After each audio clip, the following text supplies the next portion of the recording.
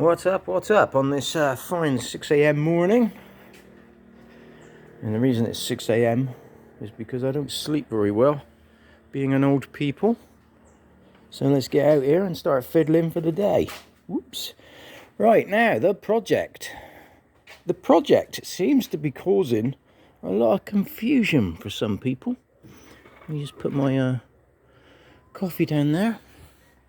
A lot of people keep saying, "Why are you doing this? Why don't you just buy another trail bike?" Well, the reason I'm doing it is because I bought that 9 years ago. I've spent 9 years falling off it, riding it anywhere you couldn't ride it, but I did, modifying it, and basically having fun on it. Now, the only real gripe about it is a tad underpowered, but it's very overweight. So basically, when the chance of a second bike came along, I said, well, F it, let's go for it.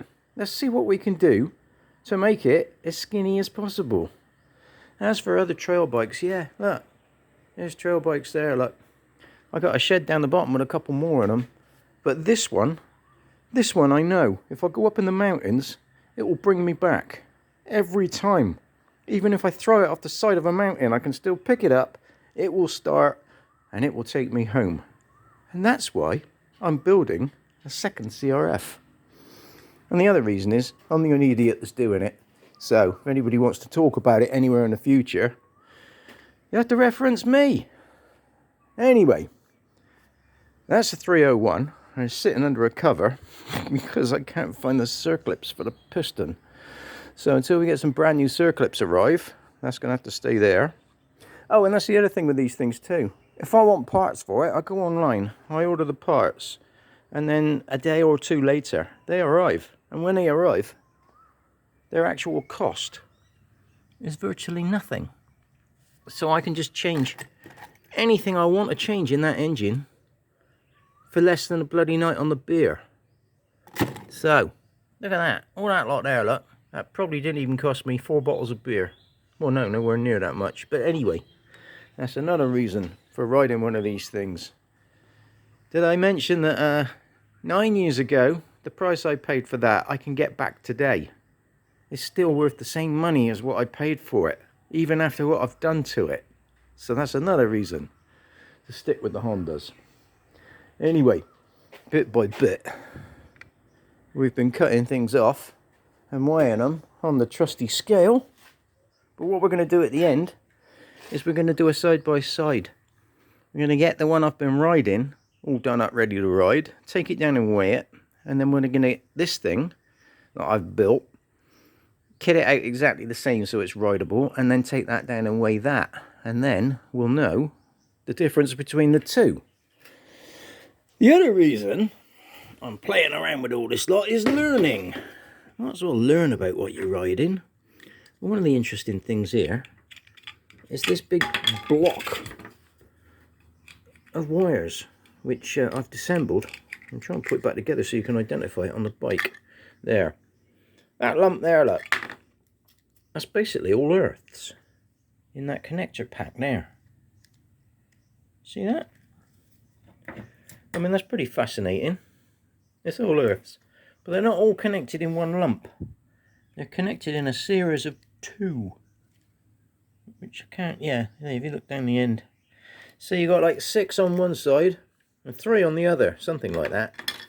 But I've cut out all the wires that I don't need, and a lot of them are earthed. It's all coming back to this block. I've now got this one on the right here, which is on one bank, and these other 2 on the left, which is on the other. Now, technically, they're not wired to each other now.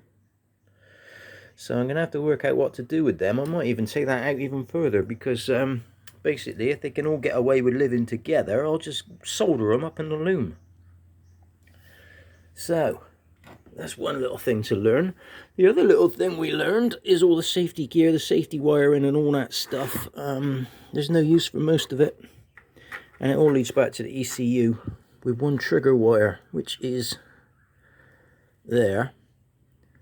I've now got to connect an earth, or connect this trigger wire here to an earth, and hopefully it'll all still fire up. If it doesn't, then we won't be riding the bike for a while. Another interesting thing, over on the right hand switch gear, that's the plug from the loom for the switch gear. We got this one blue and white wire which runs across to what used to be the left hand switch gear. We don't have a left hand switch gear anymore because that's gone. Don't need any of that. And that there, from what I can work out, is the headlight kill wire. I'm pretty sure that when you press the starter button, this wire here switches off the headlights. So that one we don't need because we haven't got any headlights. So, and there's other things there like the brake light switch wires and stuff, which I've got to take out the plug.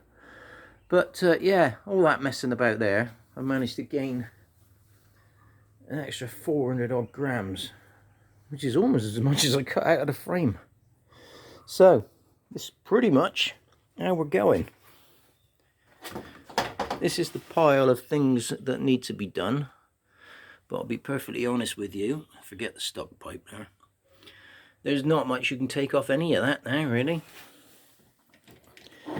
We got another 400 grams out of the ignition switch in the ignition lock, because thankfully I live in a country where people don't steal things, so I don't need any of that.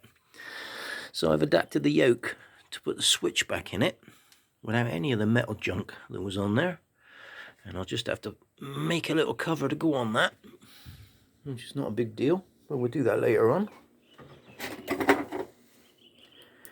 These are your front indicator brackets, look. 220 grams right there. Can't really do much with this air box. This is quite a heavy boy. There's not an awful lot we can do with that, to be honest. Can drill a few holes in the battery box. I'm going to put a lithium battery in it. And that's about it. The access to any of it to drill holes is not very good, and of course all of this is air box. So I'm almost as light as I'm going to get it, and now all we've got to do is build it all up and weigh it. So there you go, the story about why I'm doing this. Watch me for more updates. Cheerio now.